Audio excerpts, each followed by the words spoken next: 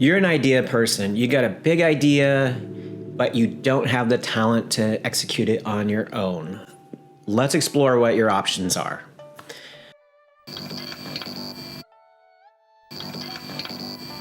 Hi, I'm David Miller.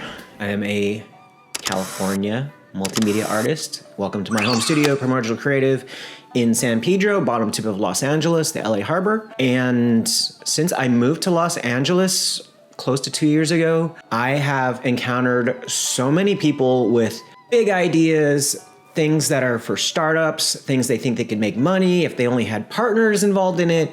And I do have a creative partner here, and she has encountered it 10 times worse because she's a young woman in her 20s, and a lot of people want to partner with her. So I have to address, what do you do if you are the idea person without the talent to do it on your own? Because let's be real, when thousands or millions of people have big ideas and nothing to prove that they can execute it, finish it, follow it, that this idea is going to go somewhere, then what's the incentive for anybody else to get on board unless you're kind of like a con artist who's able to manipulate people to get on board with your stuff? Your options, in my estimation, are: one, you pay the talent that you want to work on your project, and you just, make it as clear, a straightforward transaction as possible.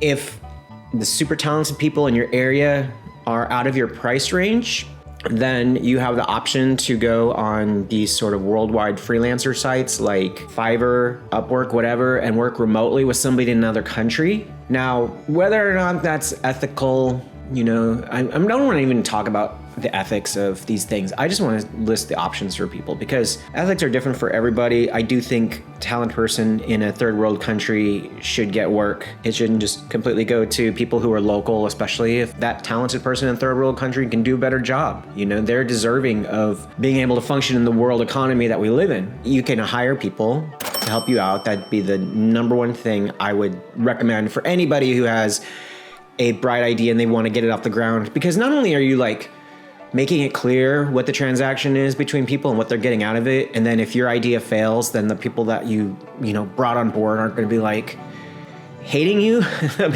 Maybe they even support you because you respect them. But yeah, it is a respect thing. You want to have your idea take off, and you want other people to believe in it. You gotta respect other people, and then that's when the good energy comes back towards you. Of course, people will go to beginners and college students and say, oh, you're a student, I'll give you a recommendation, or this will be good for your portfolio, this will be good for your reel, blah, blah, blah. That is a pretty certain path to failure. And on all levels, it'll be a failure for you as the idea person, because you're picking up somebody who's unproven and probably won't follow through with what they're supposed to do. Not to mention that you'll be working with somebody who, they haven't developed professionalism, much less their full skill set and talent level. I would consider having an intern from the people I knew in high school based on how well I knew they turned in their work and actually did the assignments and those things, but I know those people too. I've met them, and I wouldn't have everybody be an intern. I would just have specific ones. But when you're casting this wide net and you're saying, I want a college student, I want a beginner person who needs portfolio stuff, you're just inviting disaster, in my opinion. And as far as the young college artist goes, or the beginning artist, if they get involved in a project that they're not really sure what the scale of it is, I've gotten involved in projects where it was supposed to be a week's worth of work, and I was going to get paid for, X amount of hours, and it turned into months. And I'm like, no, I would never do that again. If I had known that this was going to scale, or that you were going to take advantage of me, or that you, as the producer, director, organizer, didn't have all your stuff together and now it's eating into my time, that's when it just spirals out of control. And then I think the third path is a really good one, which is do as much of your project as you can yourself. You have an idea for the comic, but you can't draw. This is something that just came up yesterday. That's actually why I'm making this video. So your options, besides paying talent or, trying hard to get somebody to do it for free, which is crazy, you can do it yourself, even though you can't draw. draw as best you can anyways. You can write it as prose. You can go sort of like an assemblage route, meaning you can AI the art, or you can combine other panels from other existing comics to be what your comic should look like, what you want it to be. And I know this last suggestion, AI art and collaging other people's work, sounds like the wrong thing, but I'm just saying you gotta like get your product into some sort of shape before you approach other people, or if you wanna put it out. Because honestly, I'm not a fan of AI art. I think it's a shortcut that isn't really interesting. It's usually pretty bland and tame, but I also think it's an option that people have in today's world. So even if you just assemble your AI comic because you don't know how to draw, at least you have something.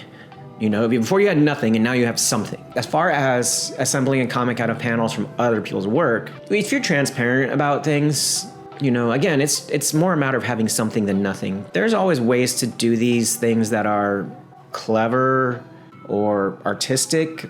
And I think of when I grew up listening to hip hop and it was all samples. When it was a collage of samples, it was great. It was a wonderful art form. And when it became the Puff Daddy scenario where it's just, he takes an entire song that exists and just starts rapping over it, like Led Zeppelin's Kashmir or Every Breath You Take or something, like that's when it's just uncreative, dull, boring, and of course it's a big hit. So I'm not inviting people to steal other artists' work, and I'm not inviting people to pretend that they aren't referencing something else. You know, at least Quentin Tarantino, when he does things like Kill Bill and it's basically an assemblage of other scenes from other movies, he's pretty transparent about where a lot of that comes from. But yeah, those are your options. And like, you can't draw, have you tried? You know?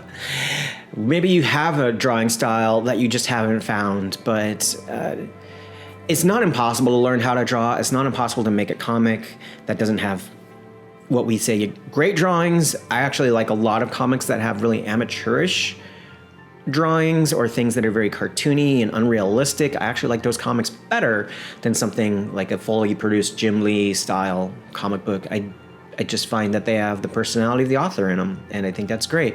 You're an idea person. Don't give up on your ideas. Don't say, I have to have these other people, otherwise I can't execute it at all. Now, I mean, if you're trying to make a movie, that's such a huge scale thing. There's got to be a budget for it. Doesn't have to be in the millions of dollars, but you know, if you can't do it that way, scale it down. If you can't do the art for your comic at all, no matter what avenue you take, make it prose, you know, make it storyboards, make it something else that is manageable. And then when the day comes and it could be a comic and you do meet an artist, or you do have money to hire somebody, or you do learn to draw, then turn your prose story into the comic then. Felt like making this video because I get approached with other people's ideas a lot. I'm a person who pretty much executes my own ideas and the ideas of my creative partner. We are freelance, so we do stuff for other people, and we try to, you know, work with their ideas as much as possible. But I do recognize that living in LA, a lot of people came here to get involved in creative industries, and they came here to have friends in the creative industries, and they struggle because there's a lot of reasons. It costs a lot to live here. People are clearly like busy and flaky and don't follow through. When you do things the right way, when you do what you can on your own as much as you can, when you respect the people that you're trying to collaborate or work with or hire for your positions, then you can get somewhere. And I think that works in all aspects of life. So best of luck in your own creative endeavors. Talk to you next time.